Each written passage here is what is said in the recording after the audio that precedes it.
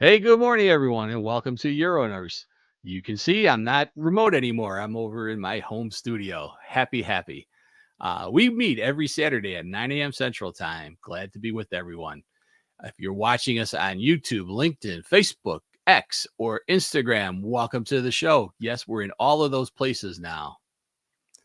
Also, if you're on YouTube, be sure to hit that subscribe button. Keep our subscription base rolling along. Been doing a great job. It's crazy. We're doing, I think, about 1,100 subscribers now. This is your first time visiting us. Be sure to check out our program, our website at uronurse.com to learn more about the show. Best place to go to find out all there is to find out about the show.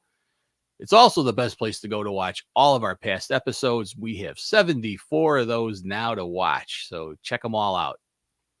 Hey, you want to listen to us in your car? No problem. Go to UroNurse Plus and find our audio podcast. Any of the audio podcasts that you want to listen to us. I just got back from driving back from Florida, and I was listening to some of our own podcasts, and it sounds pretty neat. So it's a neat way to listen to the show. If you're not getting the newsletter, be sure to go ahead and fill that out on our website. You'll get a newsletter every Monday and a reminder on Fridays about the show starting.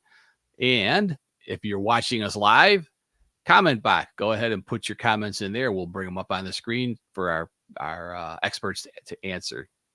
This week, we're really lucky to have 3 reps from the ABC Medical Group. They're going to be talking about how to increase efficiency and satisfaction in your practice with how they can help us out with that. And let's go ahead and bring in our experts right now. Experts, let's bring you all in here. There we are. Look at that. Got a big screen full of everybody. Welcome to the show. So this is the point where we do our introductions, and I'm going to go ahead and kick it off myself. I'm Vic Sinise. I'm the host and producer of the show. Been involved in urology for 40 years. My big love of putting this show on for you guys and paying it forward is always great. So really enjoy putting on the show.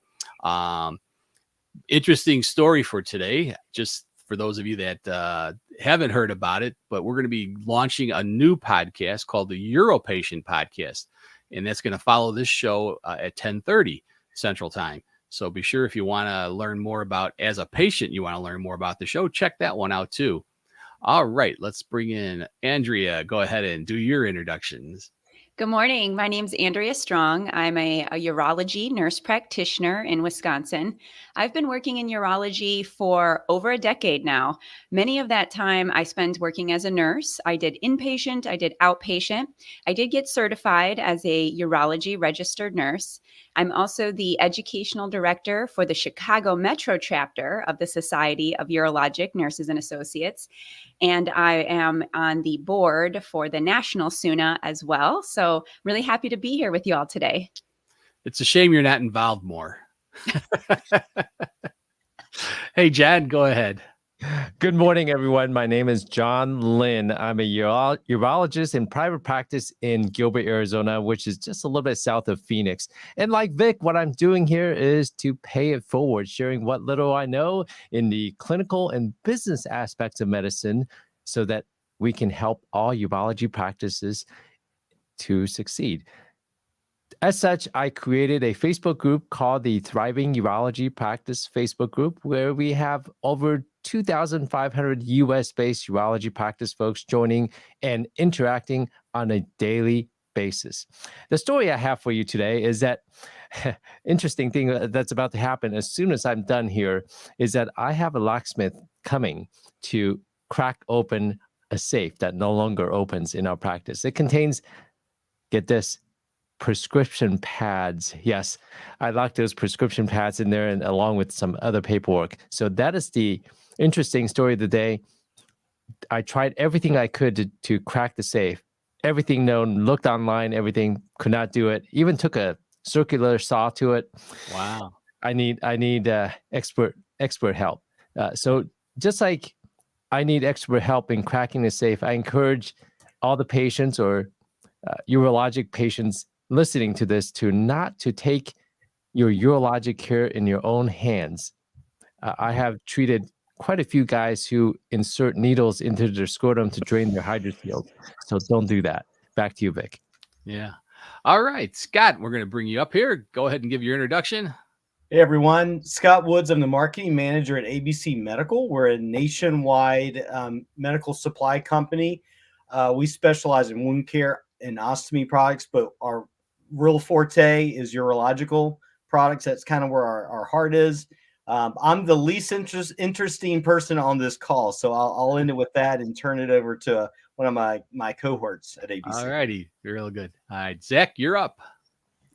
Hello, everyone. My name is Zachary Tierney. I've been with ABC for about 3 years and some change now. Interesting fact about me, obviously, I don't have the credentials that most of the individuals do on the show today, but I know a lot about catheters. I've been a patient myself who has had to use catheters as a child. So I understand the emotional roller coaster that patients go through when it comes to just being told you need to cath. So from an emotional and mental standpoint, I'm able to connect with patients during my day-to-day responsibilities of my job.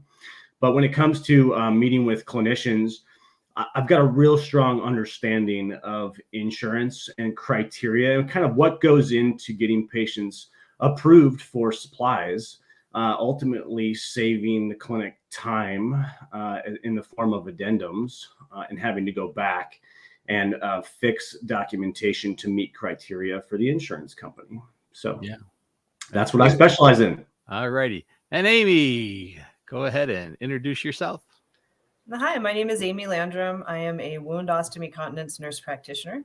I work as a clinical advisor for ABC Medical, where I can provide kind of a clinical perspective and clinical support, both to the people who work at ABC Medical, as well as our customer basis and the clinicians who use our services. I think in terms of what I can offer here today is I'm a product expert. So I know a lot about products. I know about what products, excuse me, can work well for certain situations. I really delight in finding patients the ideal products. I enjoy it. And so in addition to ABC Medical, I still work in clinical practice in my community, working with real life patients. And I do some low cost and free medical care as well. All right, great. All right, I'm going to bring up your slides, and if I've done everything right, you'll be ready to go. I did. It's all yours.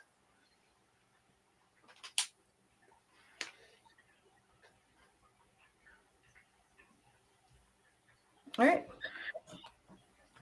So I'm going to talk about best practices with teaching self-catheterization. And next slide, please. And so I'm not going to, there's a lot of things that I think probably could be included in this slideshow. The things that I'm going to focus on are things that are around kind of helping patients find the best products. And by that, I mean a catheter that works well for them and a catheter that they can use. So I think number one, before I start working with patients to figure out what's going to work for them, is I take a look at my patient beyond just their clinical picture. I want to take a look at the social determinants of health. And by that, I mean, what resources do they have? What education level do they have? What knowledge do they have about intermittent catheterization? What kind of support systems do they have? And I want to look at both their strengths and their limitations and really tailor my education and my, what I'm going to offer them around that. Next slide. Some of the key education points that anybody teaching intermittent catheterization needs to touch on are going to be equipment review. How do you use this thing? Hygiene. How are we going to use it and reduce the risk of complication? Insertion technique. How do you put it in? And how do you put it in a way that's going to be comfortable and not scary? Because a lot of times, as we know, when people are first doing this, it can be a lot. It's a lot emotionally. It's a lot to wrap your head around. Obviously, how can we drain it in a way that's going to be accessible? And this really makes me think about folks that are in wheelchairs or that might have, hand dexterity problems, things like that. We need to think about how we're going to do this in a way that's not going to be a mess. And then appropriate disposal, which is pretty straightforward. Patient and positioning and insertion technique. This is kind of, again, where we need to look at this individual patient. What are their functional abilities? What are their environmental considerations? And what are their preferences? Next slide, please. So follow-up, this is one of my favorite things to emphasize. Follow-up is really important. So when somebody is new to using catheters, 2 to 4 weeks is a great time to follow up. This is going to give you an idea of how things are going.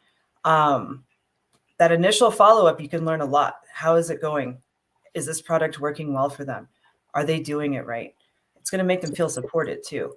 And then, after that initial follow-up, the follow-up frequency is going to be something sort of a shared decision between you and the patient. How much support does this person need? If they're doing great, less frequent follow-up. If they're still kind of shaky at it, maybe more frequent follow-up. Follow-up can be as simple as a phone call. Next slide, please.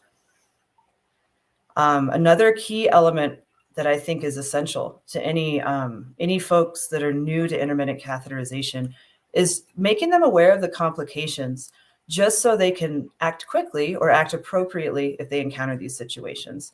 So, there's more complications than just this, but the ones that are good to emphasize, urinary tract infections, not just that they happen, but what are the signs of them, bleeding, because this, sometimes this may not be an emergency, but it's alarming to the patient. So we like to talk about what to do about bleeding, what it could be, next steps. Difficulty in passing the catheter. If they're having trouble getting it in, what do? Who should they call? Next steps. Leakage between catheterizations. This is one that I think sometimes gets left in the dust a little bit, because it's not such an emergency, it's not such an alarming thing, but it's very distressing to the patient. So if catheterization is not reducing urinary incontinence, what are our next steps? Who do they need to call? What can we do about that? Pain and discomfort, and then just, specific complications that the individual might experience. For example, autonomic dysreflexia with your spinal cord injury patients. And just make sure you're including who do you call, when do you call, what's an emergency, what's not an emergency. Next slide.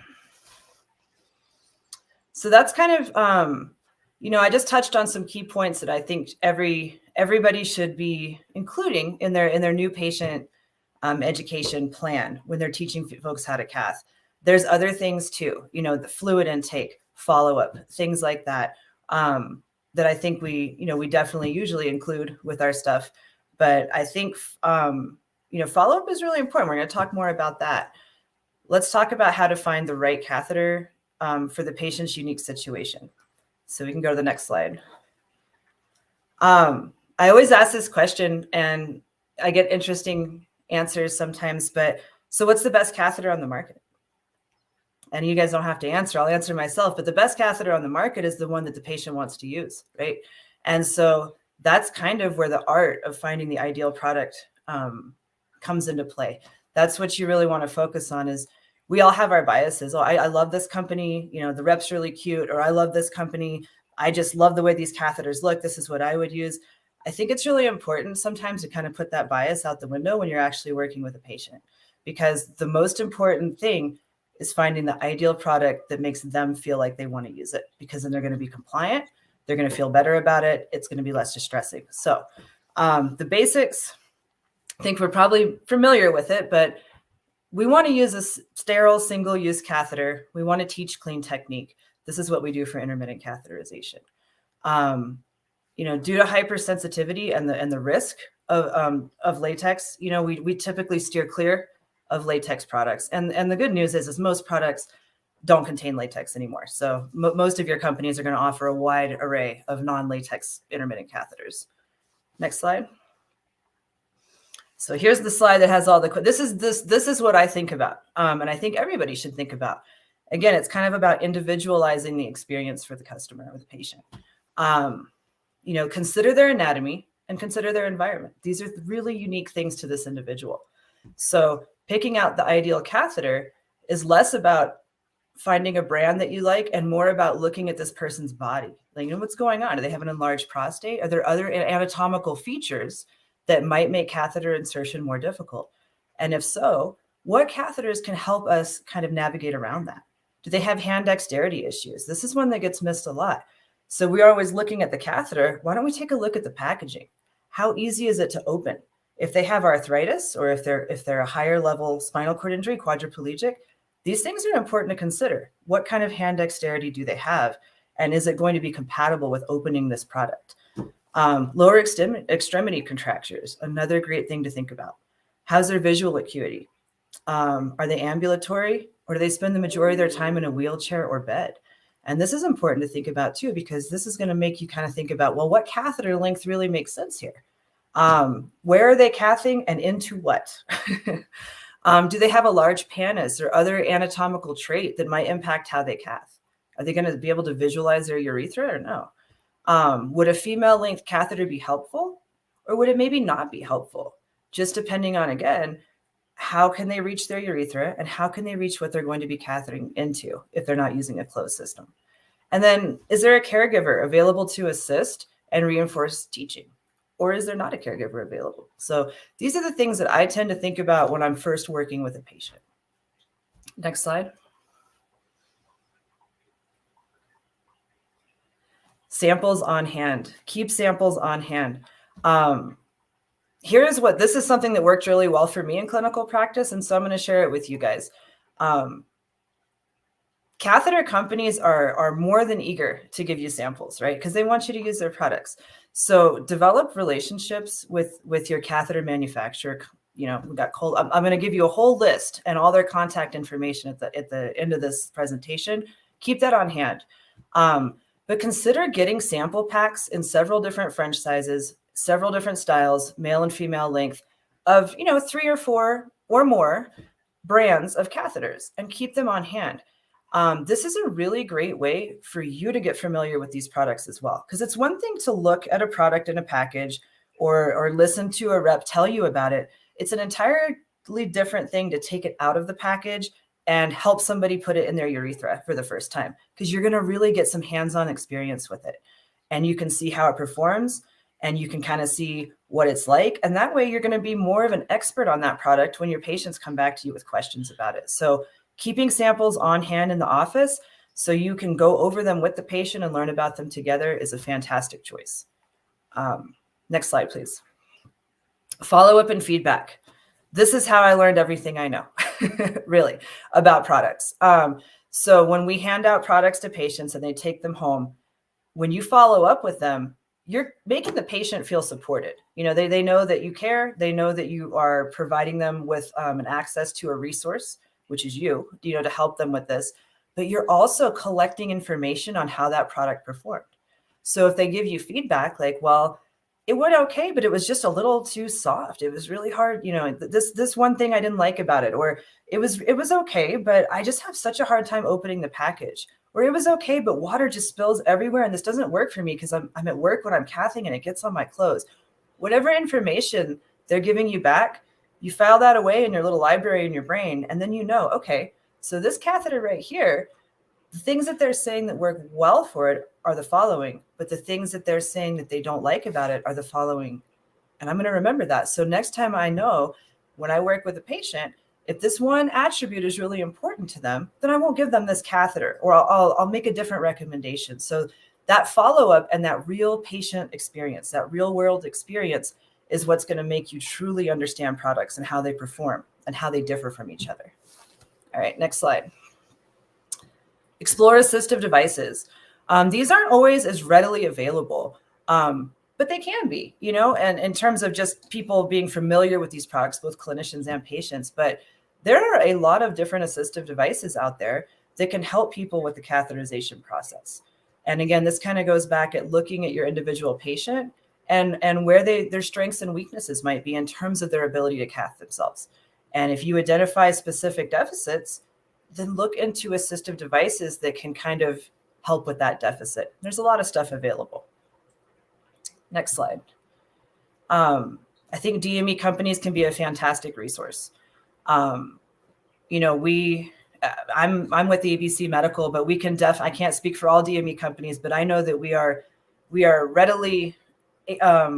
excited to help sample folks. And so we can sample your patients different things for them to try. And not only that, we can provide them with product support. That's what I do for the company. I do other things too, but a big part of what I do is work with patients that aren't doing so well on their current product and want to experiment and learn about other things that might help them be better at catheterization and feel better about catheterization. So that is something that we can definitely help with. We can partner with you, and we ultimately respect your choice as the clinician and the patient's choice as the patient. So we're not pushing anything on anybody, but we can certainly show them what's out there in terms of the world of products and devices that can make it easier. I'm a continence certified nurse practitioner, but I'm also wound and ostomy certified as well. And so, and I do this in the real world as well. And I'm always happy to support any questions, any concerns. I have clinicians email me all the time, hey, we're trying to figure out what ostomy product would best work for this guy. Or, this catheter, it worked great, but it's not covered by his insurance. What else is out there that's similar? These are things I can help with. I included my email here. Feel free to reach out anytime. The last thing I want to say is the following slides are really a handout for you guys. If you'll scroll, or if you go to the next slide, I'll kind of show you. So I have, you can go kind of quickly through all of them, but I have the major catheter manufacturers here for you. This is a reference. And I have their emails, their websites where you can look at their products, and their phone numbers that are for the clinicians to call in. And this is how you can get samples and product support from any of these companies. So if you wanted to kind of put a little library together of a bunch of different catheter products to keep on hand in your offices for your clinical practice, so you can get familiar and teach patients, this is how you start. So contact these manufacturers, get them to send you sample packs. This is it. That's all I have to say. I'll save the questions for the end, and I'll let Zach go ahead and take over. Thank you so much. Thank you, Amy. Those were great points, and I think it's a great segue into my portion of the presentation. So really what I'd like to do during my 15 minutes of fame here is to bolster one's understanding of Medicare requirements, and then also optimize your referral submission process. My goal is to make every portion of the presentation make sense, and so that you can apply it to your day-to-day findings or interactions with patients. Next slide, please. So we're going to get into Medicare requirements, and I'm going to speak kind of in general term, but also in layman term. I don't know if everyone on this call or watching is tenured in their position or not. So this is a great way to get started if you're new, and if you're tenured, this is a great refresher. So A4351, a straight tip catheter. There's some requirements that are necessary for documentation purposes in order for a supplier to submit and to be able to bill for those supplies, and then essentially over time for the patient to gain renewals when needed. So there's some key points here that I want to speak about. One is frequency. The second is permanency, and the third is diagnosis codes. So look at frequency here. How many times is the patient cath in a day? Let's just say 3 or 4 times a day. Permanency. The word chronic is really important here because it shows that the patient has had an issue for more than 3 months. If it doesn't state in the notes 3 or more months, the word chronic is really key here. That'll kind of bypass the additional wording. The diagnosis codes. We're going to need to see retention or incontinence in the notes in order to meet Medicare or Medicaid's requirements for diagnoses. This has to be addressed in the notes. If it's not addressed, we're unable to get the patient the supplies. Ultimately, that just leads to the patient calling the clinic. You end up having to make a phone call to us, the supplier, and we're going around in circles. And ultimately, it just delays the patient being able to receive their supplies in a timely manner. And ultimately, we get into our positions either on the supplier side, manufacturer side, or in the clinic to help these individuals obtain what they need to live a more dignified life and a healthier life. So here's a great example. Mr. Smith must self-cath 3 times per day to manage chronic urinary retention for 3 months. This will get a patient a straight tip catheter in a heartbeat, and it'll make our job very easy on the supplier side to process the order. Next slide, please. This is where it gets a little bit more complicated. And from my perspective, this is where I see a lot of documentation goes awry or kind of strays. A4352, a Coude catheter. it requires the same documentation as a straight tip catheter. However, there's a key phrase that needs to be used, and we're just going to use an example here. This is not in any way us telling you this needs to be in the notes, just an example. Patient is unable to pass a straight, requires CUDE to pass. The insurance company wants to know that the patient has trialed a straight tip catheter and has had issues passing the straight, and they want to know for sure that the patient needs a CUDE catheter. All catheters are coded to insurance and are billed the same. However, a straight tip catheter is billed differently than a CUDE catheter. Even though it just has that tiny curved tip, it costs slightly more to the insurance company, and so on and so forth with a closed system catheter. So they want to make sure if they're going to be paying more, the insurance company that is, that there's documentation there to support that. Patient is unable to pass a straight, requires CUDE to pass. It could say due to patient's anatomy, patient is unable to pass a straight. I've even had examples where patients, their dexterity is very low, and we've been able to work with clinics to have that documentation along with a similar phrase here, kind of combined in a way that allows a patient to perhaps receive a catheter that isn't your standard 14-inch straight catheter, even if it's CUDE. There are catheter designs now that are not your stereotypical standard catheter. Some come in a ring, some come in pocket-sized packaging. So this type of documentation helps a patient obtain that CUDE catheter when needed. Next slide, please. So this is really where I'd like to spend most of my time speaking. Closed system catheters. Now, obviously, to Amy's point, we want to provide these supplies to patients where necessary, but this is a very cleanly process when it comes to a closed system catheter. It's sterile. So there's specific documentation that we have got to have. And there's been some changes recently to Medicare and Medicaid that I'll speak to after this slide. I won't call it a loophole. It's just it's giving us more room to breathe when it comes to specific documentation that the insurance company will accept. So 2 UTIs within a 12-month period while using sterile catheters. This is a really important point.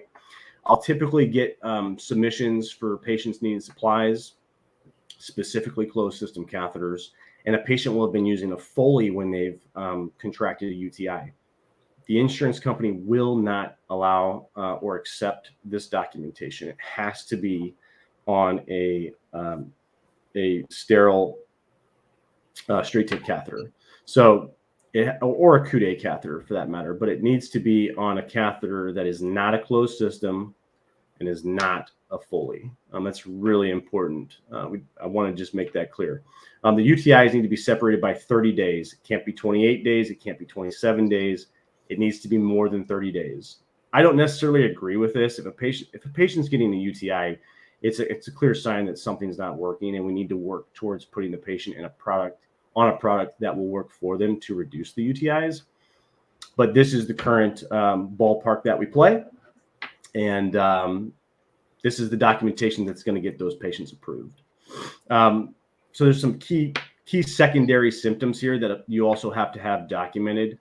So you could have 2 UTIs separated by 30 days within a year, but if you don't have these key secondary symptoms, the insurance companies just won't accept the documentation, which I know sounds crazy, and we're all probably rolling our eyes at this point saying, "Oh, come on," but this is really important. And I'll just speak on a few because there's quite a bit.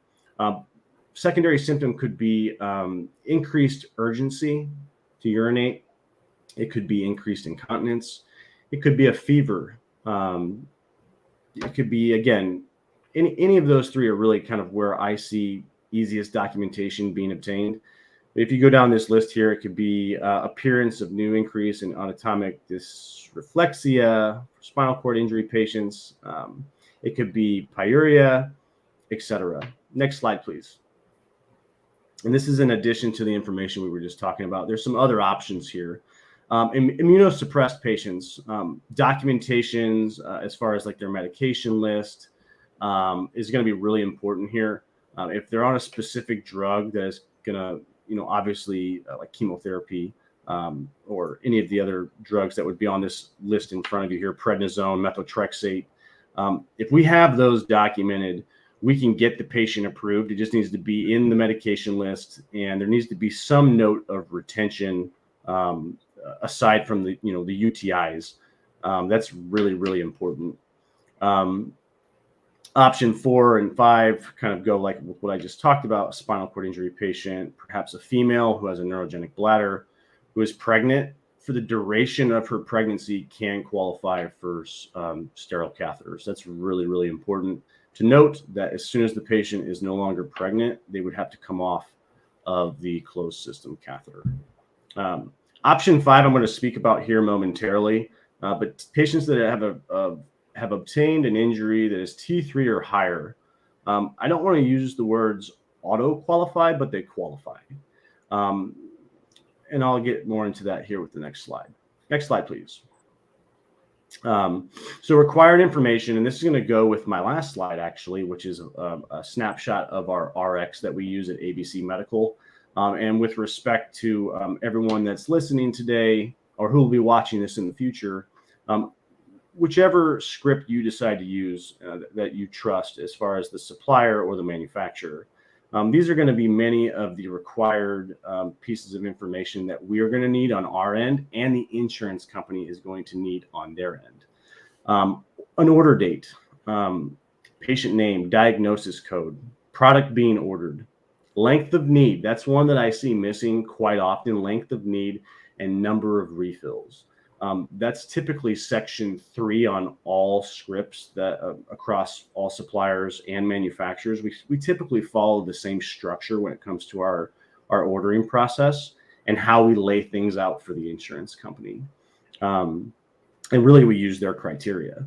So length of need and number of refills, that's a big one that I see missing quite often. And it ultimately leads to us having to then fax or email or hand deliver a certificate of medical necessity, a CMN, to the clinic with this missing information based off of our conversation with the patient.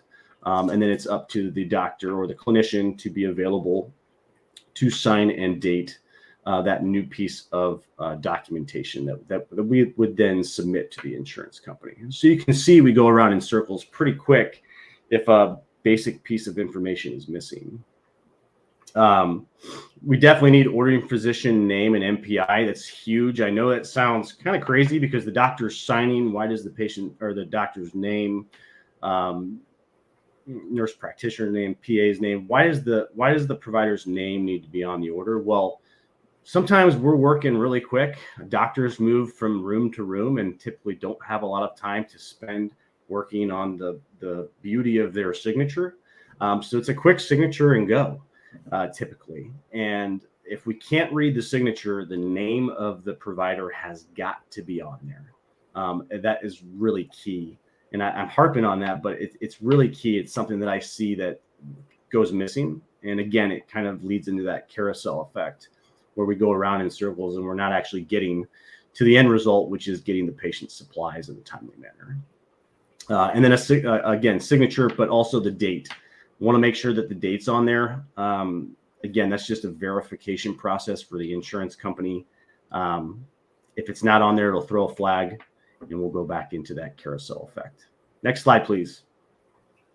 Okay, so T3 or above. So if a patient has a T3 spinal cord injury, again, they don't automatically qualify, but they qualify. And I get excited here because this is different than a patient having to have 2 UTIs within a year, separated by 30 days with secondary symptoms, so on and so forth. It just gets very difficult, especially with where we are at in healthcare today with standards, with number of patients that are needing our assistance.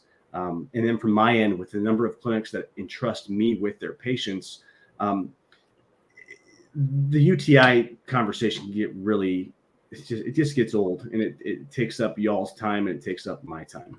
I said y'all, that's my Midwest, my Midwesterner in me. So anyways, T3. If a patient has a T3 spinal cord injury and it's documented in the note, T3 or above, And I'll give you an example. Patient has sustained a C6 injury due to automobile accident. Patient will require, patient has retention, a permanent urinary retention, and will require the need of catheters in order to void bladder for the rest of patient's life. If patient does not receive these supplies in a timely manner, patient could have complications, could cause harm to self, could ultimately end up hospitalized, or ultimately, death is a factor here. If we're not voiding our bladders, and death is a strong word, death is a factor. And, that's something we're obviously trying to avoid, especially with patients that have gone through trauma, significant trauma in the form of a spinal cord injury, let alone just urologic, day-to-day issues or incontinence issues. Those words that I just said, they make the insurance company pause.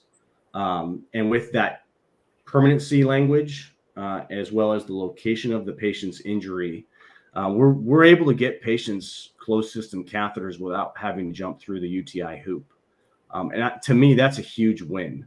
And hopefully moving forward, we're going to end up in a scenario where all patients with spinal cord injuries, regardless of location of the injury, will qualify for a closed system catheter. That's my hope and wish. And I think there's a lot of individuals out there now with injuries and without who are lobbying for that. So that's really where I'm hoping healthcare goes here moving forward. I don't know what the timeline will be. And again, this is just a photo. Obviously, if you're in a rehab space or you're seeing spinal cord injury patients, this is the spine, obviously, and we're highlighting the T3 or above sections that would essentially qualify a patient for closed system catheters. Next slide, please. This is a quick, brief snapshot of ABC's RX that we use. Obviously, it's small. I don't know if on your monitor you can see this well, but I'm just going to highlight a few points. You'll see a number 3 there and number 4. That's a really key area. Number 4 especially. Number 4 is the order date. I see that missing constantly. That is really where the prescription will start. That's the start date for when we can start supplying the catheter. Let's see here. Number 7, the signature and date section that I talked about. Those are key. You've got to have the date at the very end. I know it sounds crazy. If we have an order date and we're missing the signature date, why does it matter? It does. It's really, really important, guys and gals. And the last thing I'll speak about again is the length of need and number of refills. If you check one box and the other's missing, it's going to throw a red flag. We have got to have both of those marked in order to meet the insurance's criteria. And if you ever have questions, concerns, please feel free to put your questions in the comment section here. And if you need my email address, I'll happily provide it. It's been a pleasure speaking here today with Amy and Vic. Thank you for this space. This is amazing. And we here at ABC Medical are always available to help any of your patients that would need any urologic supplies, or if you just simply need some of this information that we've supplied here today, we'll happily provide it via email. Thank you. Hey, thanks. That was really great. Appreciated all the good information that you shared. Just rearrange my screen a little bit. Any questions that came in from our audience, Andrea? I believe we had a question from Katie, and it looks like she was asking how to order assisted device. I'm not entirely clear on that. Katie, if you could give us some clarification on that. And in the meantime, I just really wanted to thank Amy and Zachary for all this information. Amy, thank you for covering the social determinants of health, because that is so important. It's often overlooked, and it's really core to nursing practice. So thank you for that. And I just want to share a little bit of tidbit information, some just interesting things that I've learned over the years with catheters. If you live or work in an area that has extremes in temperatures, for example, me in Wisconsin, we get really cold, and Dr. Lynn in Arizona gets really hot over there. Remind your patients that when they're getting these shipments of the catheters, they shouldn't be leaving it in the garage or in their car where it is subject to those temperature swings. I've had some patients who were doing ice fishing, and catheters can get a little bit too cold with ice fishing. Well said. That's great. My comment that I had is, one of the things that I always look at is when teaching a patient how to do intermittent catheterization, I think it's really primarily my, duty to try to figure out what's the best catheter for the patient. I know there's been some companies that have come by and they just put these kits together and just give the patient all these catheters and let them figure out which one is best. And to me, that's a disservice because they don't know what one catheter from the next is. I like the fact working with somebody like ABC Medical, that's not one particular company. You're not necessarily locked into one particular brand. So I think that's really speaks to the necessity of seeing a professional, as John had talked about earlier. You don't trust your health to just anybody. Make sure that somebody's teaching you how to do this so that you learn the proper technique and help guide you into what catheter. As you spoke earlier about, there's just so many different choices out there. It's important to have somebody that guides you. And I just wanted to ask Amy, so what is your role in as far as like helping patients with problems and issues with catheters? I know sometimes they're calling the companies, not us. Yeah. So at ABC Medical, typically what happens is we have some really great customer service representatives, and they're not nurses, but they're knowledgeable and they understand when something's beyond their scope to help with. And so if a customer is calling in and like you said, it's surprising to learn how many patients are in fact letting their DME company know that things aren't working out for them. How they get to me as a customer service representative will make note, okay, this guy is not, things are not going well here. He's struggling to put the catheter in. He's having a complication. He's, he has questions that I'm not comfortable answering. Or his insurance is no longer covering the product. This is a big one. His insurance won't cover the product that he was comfortable using. What next? And so they refer him to me. I'll get an email. I'll call the patient back within 24 hours. A lot of times I do a lot of encouraging of the patient to, hey, have you talked to your urology team about this? Because they're your number one support. They can help you with this stuff. But in terms of product support, what I will do is I'll talk to them about all those questions that you saw in my PowerPoint. Like, how about your hand dexterity? How about your visual acuity? How about, what's not working for you? What would you like in a catheter? I'll spend a long time, and I have all the time, I have more time. This is what they hired me to do. So I have time to have these long conversations with customers over the phone and patients over the phone and really get a picture of what's not working and what might work better. And then I will send them samples of what I think will work. Same French size. I'm not changing anything up like that, but a different style of catheter. And I'll also encourage them, hey, and if you need hands-on assistance and you want more support, call your urology team and bring these samples into the office and let them show you in person if this phone call isn't enough. Yeah, I think that's huge. Hey, John, do you have any questions about billing? I know you're always. I have tons of questions, actually. First of all, Zach, can you clarify what is a closed system? Because when I'm looking at these codes, A435152 and 53, 53 is a closed system, but in the descriptor, it says intermittent self-cath kit. So can you clarify what is a closed system? Closed system catheter is essentially a no-touch catheter. So when we talk about sterile versus non-sterile catheters would be your stereotypical straight tip or stereotypical coude catheter without a protective sleeve. Got it. That's it. The protective sleeve is really key. But in addition though, John, there's the bag that's associated with the closed system catheter. Obviously, the urine has to go somewhere. So that's really where we find the difference when it comes to the coding of catheters and the billing of catheters. Something to keep in mind is that there are coude catheters out in the market today. I won't specifically name names. I don't think that's the platform for this, but there's catheters out there that do have protective sleeves, that have introducer tips, that have specific items that are designed to reduce UTIs and to be more sterile without being coded as a closed system catheter. So I think that's really cool to note. And if you want more information, or if anybody would want more information on those specific catheters, they can reach out to us at ABC. I think Hollister sells them, right? Correct. Yeah. Hollister is a brand that has those. Coloplast is one as well. I work very closely with Coloplast and Hollister. Their products are great. They have a lot of innovation that they put into the design of their specific catheters versus just, let's make a catheter that's cheaper, that we own, that we can bill at the same cost for this, versus a Hollister catheter that costs more and is billed, at 25 cents, just like our 5-cent catheter. I think it's all about what's really best for the patient versus the supplier or the manufacturer at that point. I think that's how you start to weed out who's really there for the clinic and who's there for the patient at the end of the day, not just for initial sale, John, but for lifetime if needed. Yeah, great comments, by the way, on the documentation requirements. I teach coding and billing, and documentation is the bane of our existence as healthcare professionals.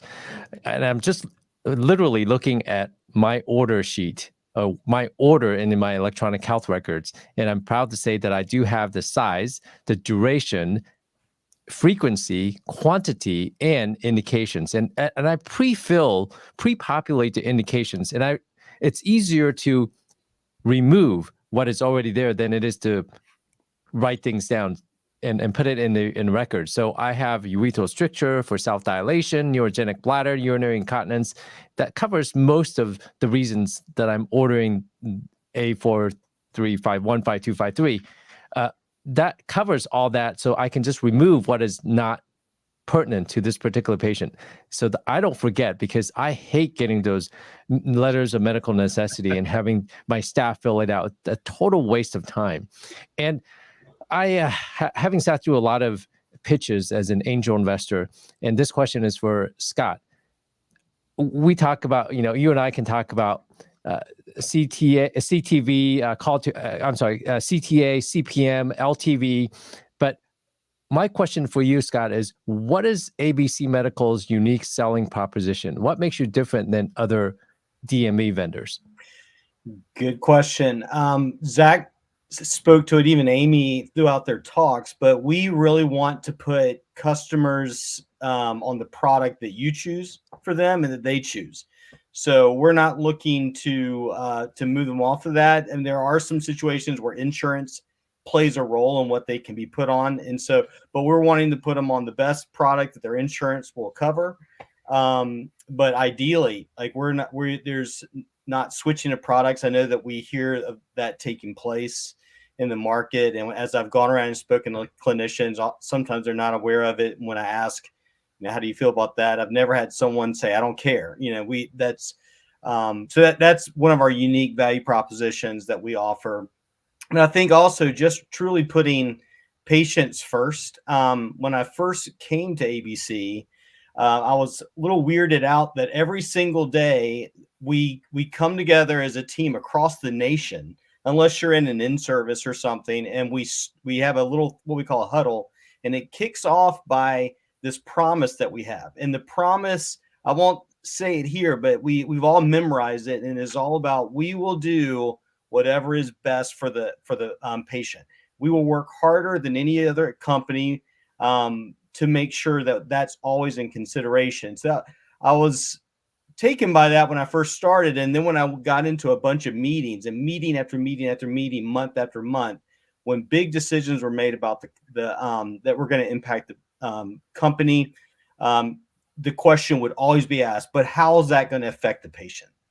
And so I think those are two really big components of the heart of ABC, but it also helps clinicians, because if we're constantly, even having people on staff like Amy, we're trying to care for the patient, they're less likely to call you. So that's something that I often talk to clinicians about, like, why do you use ABC? And their comments are, because when I send something, it gets taken care of. If there are problems, because we're not in a perfect world, but if they are, you've got reps like Zach who are tracking orders from the time they were released until it goes to the patient and just following it step by step. And if a problem pops up, they jump on it. That just results in less calls to clinicians. So regardless if you work with ABC or not, that's something that I think you should hold your DME companies to a high standard, to put patients first, to as Amy stated, to partner with you to achieve your goals. And if that DME is really caring for the patients, I think everybody says that, but if you're seeing that worked out practically with how the patients are being cared for, it's going to free you up with have more time on your hands, because you're not going to get as many phone calls from the patient because they're frustrated. They got inaccurate orders. They didn't come on time. All the things that you guys hear about more frequently than you should. Sounds like what you're saying is that you try to decrease the friction from our end as a healthcare professional, and your company is extremely patient-centric, and so much so that you are reiterating that at every single meeting. That's correct. Thank you for your summary. Love it. We do have some questions coming in. Katie had a question about how do you order those assistive devices? For example, the leg spreader with a mirror attached. I can take that. So unfortunately, a lot of these assistive devices are not necessarily covered by Medicare and insurance. And so that's a realistic, that can be a hurdle, it really can be. And so these devices, again, they're not always covered by insurance. Commercial insurance, you may have some more leeway with, but a lot of times they are not. And so it would be, my recommendation is to look, there's a lot of places online. Rehab Mart is one that I use a lot, but there's one called Rehab Mart. And there's some other places too, where I just look, honestly, here's what I do. I look for the device that I want to get. I Google it and I pick the one that is most affordable to the patient, if cost is an issue. And then I give them that information. Unfortunately, like I said, insurance doesn't always cover the things that we actually need it to cover many times. I think we all know that. But again, we can find these devices, and it's usually not, what's reasonable to one person is not always the case for another, but usually you can find under $100, you can find this stuff. Okay, great. I believe you can get some. I believe you can get some of the lighted mirrors for free from companies like Bard or Coloplast or Hollister. Yeah. Yep. The lighted mirrors for sure. And that's a great tidbit. Thank you. We have another question that came in from Susie Swain here. What's the best practice to get a more frequent catheterization for a patient? So there may be a unique situation. Let's say the patient is creating a lot of urine because they're on certain medications that do that. They also have a non-compliant bladder, and they can only hold a certain amount of urine before it's dangerous to their kidneys. How do we get more frequent catheters, more than 6 a day? Ooh, I can take that one. That's a really good question, Susie. So really, it's going to come down to the insurance company. Letters of medical necessity. So an LMN, as anyone in the healthcare industry knows, can be very, very helpful in these cases. State allowables, I've worked through a few of these situations, and I won't obviously name any names at this point, but there's been some children that I've worked with recently who have needed both Foley catheters as well as intermittent catheters. Now, the intermittent catheter was a closed system that we had the documentation to get the patient approved for at 6 times a day, I believe. This was a patient out of Illinois. And I believe that's the state allowable through Medicaid.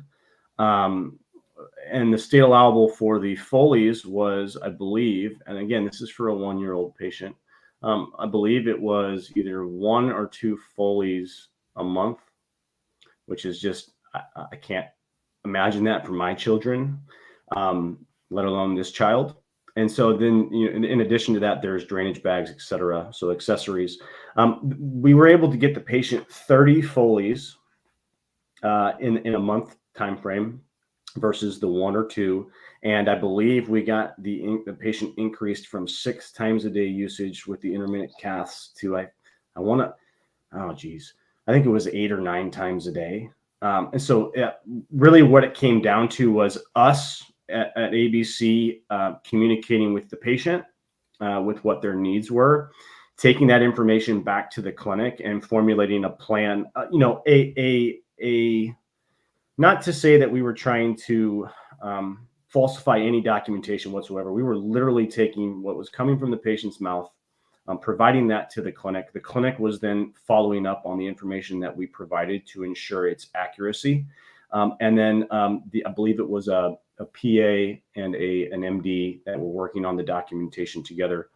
So ultimately, it comes down to letters of medical necessity. That's a long-winded answer, but I thought the example was really good because you can get more despite what the insurance company says, you know, is the state allowable. It's just going to take a little bit more oomph from the clinic and the respected supplier that has been chosen to supply those supplies. Thank you. We have a comment here from Katie. She said, thanks for the information and great advice. Yeah. Thanks, Katie. This has really been great. A lot of good information. I think one of the things that I might take home on all this was when you showed that list of all the different companies that are out manufacturing catheters, and there's a lot of them out there. You know, you're in a different field in that you're not the manufacturer, but you're capable of getting all those catheters for our patients. And I think most of us that are, you know, on our side of the business know that you find the right catheter, you pick a certain tube, and then you send the patient home with that order, and then find out that the company substituted the least expensive because that's the best profitability for them. And that's just not tolerable. And I mean, there's lots of choices out there with companies that do what you do. And I think, as you said, that's one of the things that your goal is to make sure we're getting the right thing for the right patient, so that irrespective of whether it's the more expensive one, if that's the one that works best for the patient, they should get that. So I would like to thank everybody for all their time. We are getting close to the end here, so I'm going to go ahead and switch over to my screen. And again, thank everyone.